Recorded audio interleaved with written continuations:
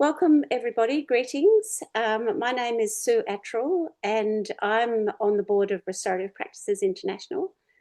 And I'm interviewing Richard Denning today, who is also a member of the board of Restorative Practices International. This is a series of interviews that we're doing to introduce members to our board. So I'd like to just start by acknowledging that um, I'm sitting on Jinnabara country here in the Sunshine Coast of just north of Brisbane. And so, Richard, I was wondering if you would like to start by introducing yourself and maybe let us know where you are at the moment in terms of country. Thanks, Sue. Yes, so I'm Richard Denning. I'm also on the board of RPI, and I'm a restorative practitioner and service manager, and generally just restorative tragic.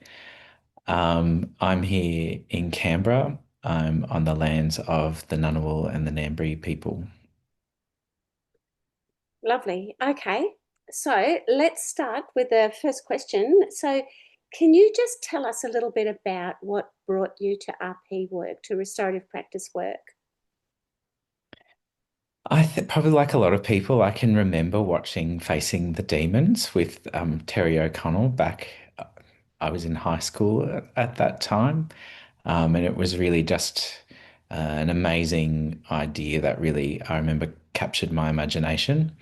And then when I was in university, I studied law, and I also studied peace and conflict studies, and there were lectures on restorative justice in each of those programs. And I remember, choosing to write my assignments on restorative justice. So I had a real interest. I think my gateway in, though, was when I was a student. I did a program called, they came and gave a guest lecture at one of the courses I was doing, a group called Alternatives to Violence Project. And I thought, wow, that sounds amazing. They were doing really interesting things with people who are incarcerated, running peer-led workshops. And I thought, oh, I really want to get involved in that. So I went, and they have a train the trainer model, and everyone's a volunteer. So I went and did the three levels of the courses, including the train the trainer course. And I really loved it and was doing it for nearly 15 years. Wow. And so those workshops and that program, it was developed in the 1970s, and it was a collaboration between a group of long-term prisoners in a prison in New York and some civil rights activists and Quakers worked together to develop that program. And it's really focused on helping people live more peaceful lives, having better relationships, and it uses an experiential learning model that is based on the principles of nonviolence. And I just learnt so much about myself from doing the workshops. And then I learnt so much about working with people in nonviolent ways through facilitating workshops.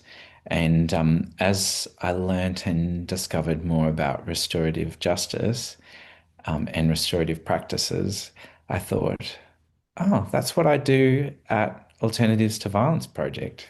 And I think I'm probably not alone. Like I hear that a lot from people who are interested in restorative practices of, I didn't realize that's what it was called until I learned more. And so that's sort of been my journey too. Mm. On a parallel course, I guess my career was continuing as well. So after I graduated from uni, I was working in the forensic mental health system, and I was doing a lot of court work. And so in Queensland, they have the mental health court, and they have a system that was kind of supposedly purpose designed to be more responsive to both the needs of people who've committed offences and also victims in those sorts of unique situations where someone might have been unsound of mind at the time of the offence or where they're not fit for trial. And so, state-of-the-art court built around the best understandings of therapeutic jurisprudence. But what I found working in that system is that the people who committed offences, yes, there was a stronger interest in them and their story and how they came to do what they did, but they were still just subjects. They weren't people with lives and choices. There were lots of paternalistic decisions made about people in that environment. And I noticed that victims were often treated as kind of just an inconvenience um,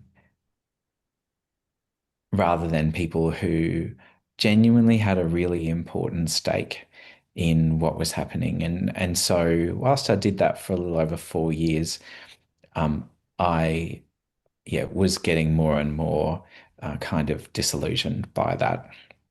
At the same time, I was still really interested in restorative justice. And so I did my restorative justice convener training with the dispute resolution branch, which was a wonderful course. And I met Beth Main, who I got to work with then later for many years. Um, so yeah, and eventually that led to doing mediation training, and then I got a job as what was called a justice mediation officer, and I packed up my life in Brisbane and moved to Townsville to take it up. And I haven't looked back. I've been just so neck deep in restorative justice since then. Sounds like this has been sort of like a thread that's gone right from your very early sort of studying years up till now. It's been a thread that's you've followed through. Definitely. Yeah. So I guess that leads really nicely to my next question, which is what drives your connection with restorative work now? So I've been working as kind of team leader or a program manager for a little over 8 years, which has actually been the bulk of my time working directly in restorative justice. Um, that wasn't necessarily by design. Um, the manager's job at the Adult Restorative Justice Conferencing Service in Queensland was just the one that came up. Yeah. Um, However, I remember when I was working as a convener, um, I got really bothered about systems that didn't work, and I saw them everywhere. And I always thought, oh gosh, I wish I could do things about that. And I always had lots of ideas about the ways that things could be done different or better, so that restorative justice could have a bigger impact. And so, in that sense, whilst I didn't set out to become the manager, I had lots of ideas that I brought to it and a lot of passion for those ideas. Um, and so I've continued with that as a thread through, looking at gaps in systems that restorative justice responds well to, and looking to make sure people know about, understand restorative justice, and can see how it fits. Probably a big focus through my time in management has been really focusing on restorative justice as an opportunity for gender-based violence. Um, there, I think, have had been a lot of really paternalistic assumptions about what victim survivors of gender-based violence do and don't want, and what is and isn't safe for them. And my experience was that they wanted choices. Yeah. Um, and so that's been focusing on that has been a really big thing for me. And so it's wonderful to have worked also in the ACT Restorative Justice Unit, which was the first unit to take those matters on in a legislated scheme. But the other big bonus I probably didn't expect, but I really got out of working, I guess, as a manager, is just what a privilege it is to supervise restorative justice practitioners. Um, it's just and how applicable restorative justice skills are in working with people.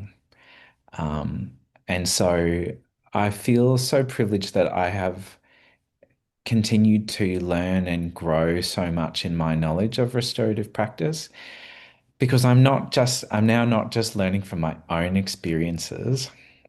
I'm learning from all these other people's experiences and all the knowledge and experience that they bring to the situations that they're in. And so, in that sense, whilst I've only done sort of practice here and there over the last 8 years, I really feel like my knowledge, my outlook has changed a lot, and I'm definitely not the practitioner now that I was um, 8 years ago when I started Yeah. being a manager. So I think those things Mm. sustain me and energize me. Um, yeah, Um, it's really wonderful to sort of witness and hear the passion you have for this area. Sort of come through very clearly in the way that you talk about your work. But perhaps on a slightly different note, where do you call home? um, I mean, home is where your friends and your loved ones are, but I still have a really strong connection to the place where I grew up. So I lived the first 18 years of my life um, in the Northern Rivers, near a small town called Alstonville.